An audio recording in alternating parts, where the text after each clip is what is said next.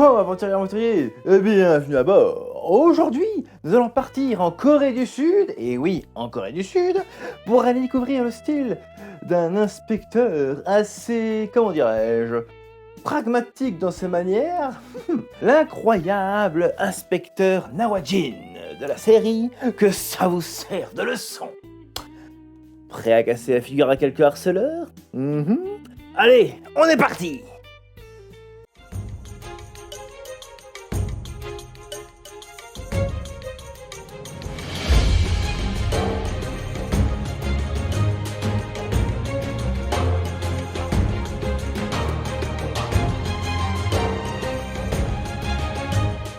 Nous voici dans les bureaux du BPAE. Mais avant, qu'est-ce que le BPAE?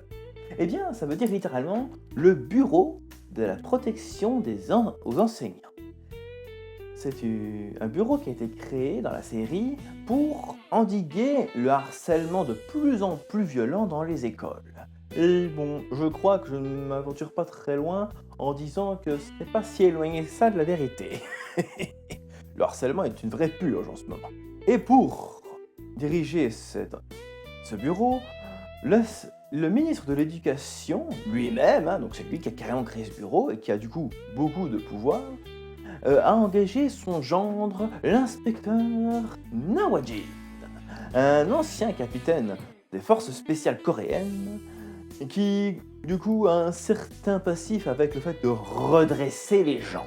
En même temps, à l'armée, ils savent comment y faire, hein. Espèce de sac à foutre, j'ai noté ton nom. Tu vas roter du sang. Défense de rire et défense de pleurer. Je vais te mettre au pas, moi, je vais te dresser. Relève-toi, allez, nom de Dieu, debout. Sors de ta connerie, sacré bon Dieu. Sinon, moi, je te dévisse la tête et je te chie dans le cou. Et durant cette histoire, notre inspecteur va être rejoint par deux compagnons. Une un peu folle, mais qui est capable de faire pas mal, mais qui est capable de faire très très mal, sachant qu'en plus c'est une ancienne élève ou cadette, on va dire, de notre inspecteur, et un pro de l'informatique capable de pirater n'importe quoi. Ce qui sera vachement utile, surtout pour les épisodes avec le harcèlement numérique. Et le harcèlement par internet, c'est vraiment une saloperie. Et aussi, durant cette histoire, ils vont se rendre compte que le problème est autant dans les élèves, mais aussi dans les parents et les professeurs. Car en effet, certains profs sont capables de harceler les élèves, et des parents sont capables d'harceler des profs. Ce qui est vachement lâche, si vous voulez mon avis. Faut vraiment ne pas avoir des boulets de canon pour aller emmerder le prof qui lui n'a rien demandé. Si ton enfant est nul à l'école, il est nul, c'est comme ça. J'ai jamais demandé à mes parents d'harceler mon prof parce que j'avais eu 0 au cours de maths. Bref, et du coup, ils vont aussi se rendre compte que certains lycées sont carrément pris dans des gangs. Et il va falloir évidemment défendre les élèves ou les profs contre ces gangs, que ce soit des gangs de la drogue ou des gangs d'applications qui font perdre beaucoup d'argent aux enfants comme aux parents. Mais pour redresser les élèves et redresser ces saloperies de gangs, il fallait bien que notre très cher inspecteur utilise ce qu'il a appris dans les forces spéciales. Et quoi de mieux que d'aller dans une école pour en témoigner? D'ailleurs, on m'a demandé d'aller à l'essai, donc pourquoi pas, Ça peut être marrant. Allez, vous me suivez? Bon, et finalement, ils ont dit non.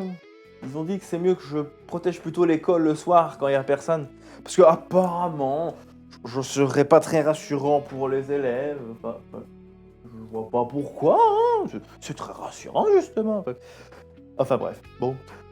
Mais du coup, vu que j'ai du temps à revendre, vu que je suis gardien de nuit, nous allons pouvoir discuter plus facilement de l'art martial de notre très cher inspecteur Nawajin. Nawajin a été, du coup, comme je l'ai dit, capitaine des forces spéciales coréennes. Et ce qui est intéressant avec les forces spéciales coréennes, ça va être long à dire à chaque fois, c'est qu'ils ont un art martial totalement à eux. Tout à fait. Le Taekwondo Musul, si j'arrive à le dire. Pas facile à dire. Un art martial créé dans les années 70 pour contrer l'agressivité montante de la Corée du Nord, ce qui n'a pas beaucoup changé maintenant que j'y pense. Enfin bref, et c'est un art martial qui regroupe plusieurs arts martiaux pour être le plus efficace possible. Le premier art martial, qui lui est tout à fait un art martial coréen, c'est l'Apkido. Un style de combat assez intéressant car c'est un art martial traditionnel assez ancien en fait. Et c'est aussi l'ancêtre du Taekwondo et du Tang Sudo. Tout à fait. En fait, c'est un style de Kung Fu. Car en effet, fut un temps, la Chine était un empire qui allait jusqu'en Corée du Sud. C'est dire à quel point ils étaient grands à l'époque.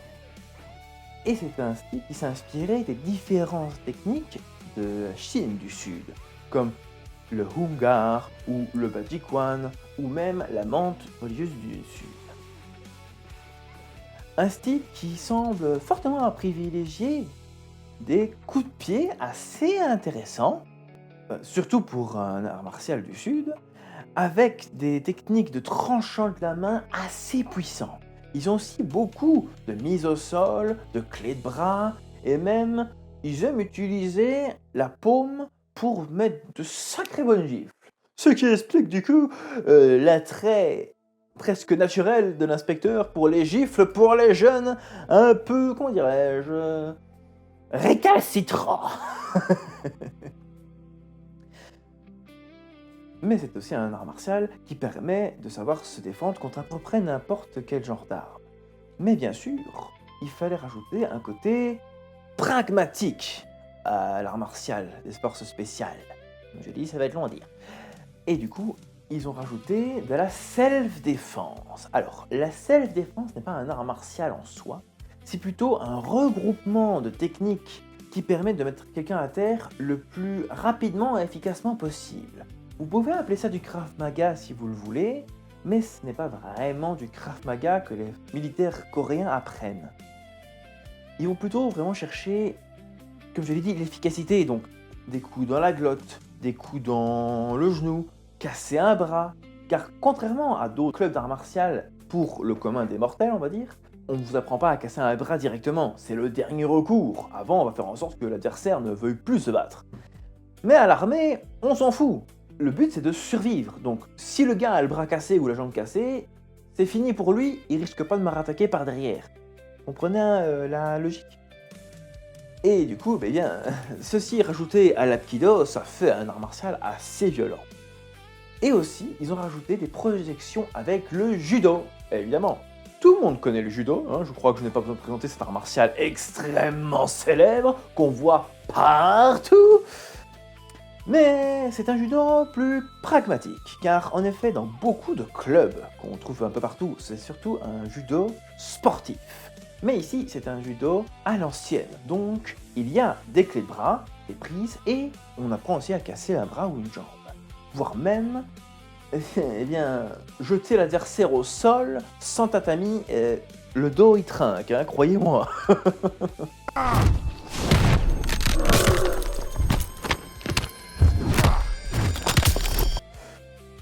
Et pour finir, étant donné que les Coréens sont, on va pas se mentir, assez fiers de leur pays, il fallait un art martial qui représente bien la Corée du Sud. Et quel art martial représente le mieux la Corée du Sud que celui-là, évidemment, le Taekwondo.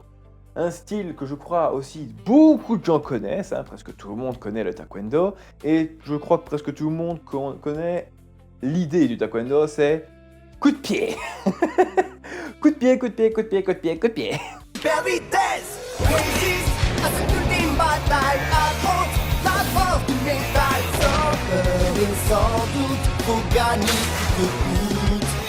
Bébé, l'hyper vitesse. Bébé, l'hyper vitesse. Fontaine d'énergie. Pop, et tornade. Faut que ta toupie ne reste pas en rade. Voici, Metal Fusion. Voici hyper vitesse. Metal Fusion, hyper vitesse. Bébé, hyper vitesse. Quelle prouesse! Ils adorent faire des coups de pied, retourner dans tous les sens, voltigeux, ou de... tous les coups de pied que vous imaginez, c'est sûr qu'ils l'ont. Pour vous dire, certains même ont intégré des techniques de capoeira pour encore plus accentuer l'effet Bah, acrobate, hein, on va pas se mentir. Mais il y a le taekwondo sportif et le taekwondo combat. Et en effet, le taekwondo combat offre des coups de pied assez puissants. Mais notre très cher inspecteur n'est pas un grand fan des grands coups de pied qui vont dans tous les sens. C'est plutôt le style de sa collègue Inamrim. C'est pas facile. Et tous ces arts martiaux, l'ensemble de toutes ces techniques permet de donner un art martial assez violent et très efficace. Ceci étant dit, l'inspecteur semble aussi avoir un passif avec ce qu'on appelle le Kali, ou l'Arnis, ou l'eskrima si vous préférez. Un art martial qui vient des Philippines et qui est assez ressemblant avec le Krav Maga dans le sens de frapper des points vitaux. Et aussi de savoir se défendre contre un peu n'importe quel genre d'arme, que ce soit les couteaux, les épées, les bâtons, même si les épées on n'en verra pas très souvent, hein, on va pas se mentir. À notre époque actuelle ça devient rare, mais les machettes ça considérait comme des épées je crois. Hein. Ça considérait, oui, Calico, c'est une très bonne idée. Je parle même plus français, en même temps je suis en Corée. Bref, et comme on peut le voir dans la série, c'est un art martial, l'ensemble de ces arts martiaux donne des combats assez violents et brutals. Quand il est face à des jeunes, il ne va pas trop les exploser. Hey, ça reste des jeunes, c'est des ados. Il leur met 2-3 bonnes claques de temps en temps, voire les met à terre hein, quand ça devient des jeunes trop violents, parce que en effet, un jeune peut devenir violent, oui c'est possible, tout à fait. Mais il va plutôt essayer d'aller sur le psychologique, leur faire comprendre leurs conneries. Par contre, quand c'est un gang qui se met face à lui et qu'il n'y a aucun élève dedans, là, on s'en bat les boulets de canon, hein. On va pas se mentir, là, il les rétame, hein. Cassage de jambes, cassage de bras, il utilise le couteau pour couper l'autre. C'est un carnage, hein. D'ailleurs, quand on voit la tête des élèves après, je crois ils flippent de leur prof quand même, ouais. En même temps, qui flipperait pas à ce moment-là, hein. Et en plus, il les ridiculise, hein, le gang, là, alors là... Hé, connard! C'est toi qui dis qu'on est ridicule? Vous savez que c'est une école. Personne n'a le droit de rentrer ici, à part les élèves et les profs. On va brûler cette putain d'école. Et bien pour ça, faudra me passer sur le corps, bande d'enfoirés.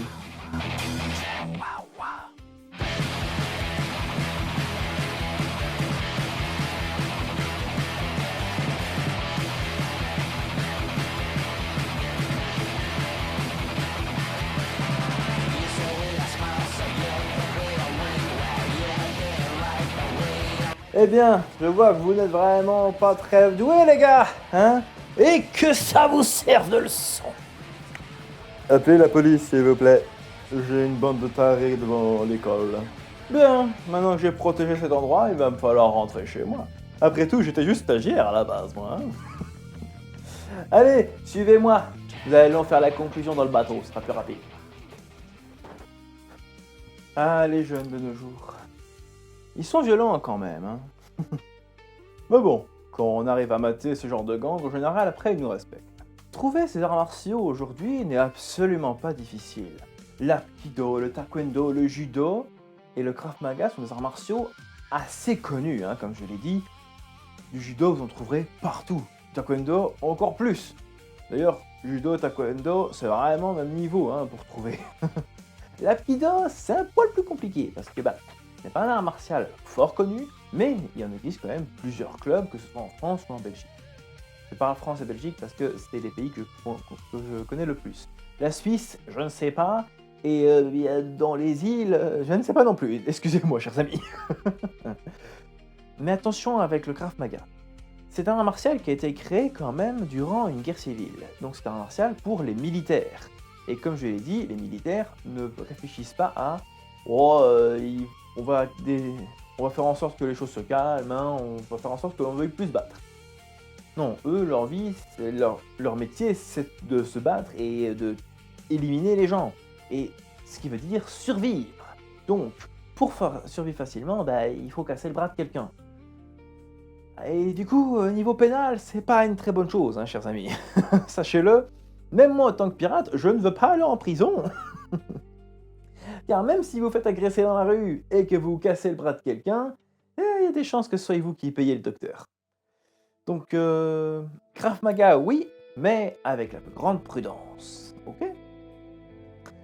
Bien, moi je vais mettre les voiles. Hein, n'hésitez pas à liker et à commenter et peut-être s'abonner. Hein, je ne le demande pas souvent, mais voilà, aujourd'hui je le demande. Avant de partir, je vais peut-être me tenter à goûter le délicieux plat qu'on peut trouver en Corée du Sud. Ça a l'air délicieux, hein, vraiment. Et avant de partir, soyons sérieux 2 minutes. Je sais, être sérieux, c'est chiant, blablabla. Mais le harcèlement est un sujet sérieux. Ce n'est pas quelque chose de facile à vivre. Beaucoup de jeunes, que ce soit en France, en Belgique, en Corée, même partout dans le monde, sont beaucoup harcelés. Et parfois, ce harcèlement peut mener à des choses terribles, comme des gens qui mettent fin à leur jour, des profs qui démissionnent parce qu'ils n'en peuvent plus alors qu'ils adorent leur travail, voire même des parents qui se ruinent pour faire en sorte que leur gamin aille mieux. Parce que oui, le harcèlement, même juste psychologique, laisse des séquelles longtemps. Les blessures psychologiques et physiques peuvent durer des longues années. À tous ceux qui seraient témoins de harcèlement, aidez ces gens-là. Vous pouvez être le héros d'une journée. Un simple courage, ça va aller, ou tracasse, tu peux le faire. Ça peut sauver une vie.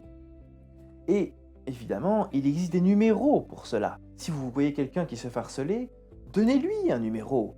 Ou alors, si vous êtes harcelé, appelez. N'hésitez pas à demander de l'aide. La première étape pour avoir de l'aide, c'est d'en demander. Rappelez-vous de cela, chers amis. Pleurer n'est pas une mauvaise chose. Si vous ne pleurez pas, comment peut-on voir que vous êtes en détresse? Alors, si vous avez besoin d'aide, faites-le. Il existe des numéros. En Belgique, pour le harcèlement, c'est le 103 ou le 1712. Ce sont des numéros exclusivement réservés pour les enfants qui se font harceler. Et en France, vous avez le 3018 et le 119.